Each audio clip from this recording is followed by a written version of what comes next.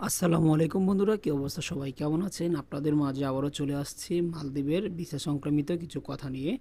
আমাকে অনেকে কমেন্ট করেছিলেন যে ভাই, কোনো ভিডিও দিচ্ছেন না, কোনো আপডেট দিচ্ছেন না, কি অবস্থা? দেখেন দেশের যে পরিস্থিতি, এই কারণে আমি আসলে ভিডিওটা দেওয়া বন্ধ করে দিয়েছিলাম। যাই হোক, আপনাদের অনেক কমেন্টের রিকোয়েস্টে আমি আবারও চলে আসছি আপনাদের মাঝে। আমরা বলেছিলাম যে চায়না কোম্পানিতে ভিসাগুলো সবচেয়ে বেশি ওঠে, আর অন্যান্য কোম্পানিতে ভিসাগুলো খুব কমই ওঠে। তো বিষয়টা হচ্ছে এরকম, বর্তমানে সবচেয়ে ভিসা বেশি উঠতেছে চায়না কোম্পানিতে। আর অন্যান্য কোম্পানিতে যারা জমা দিয়েছেন একটু সময় লাগবে, যেহেতু এটা নতুনভাবে খুলছে, সমস্ত কার্যক্রমগুলা মেনটেন করতে তাদের একটু সময়ের প্রয়োজন হয়। অবশ্যই আপনারা একটু ধৈর্য ধরবেন, সবাই আসতে পারবেন ইনশাল্লাহ।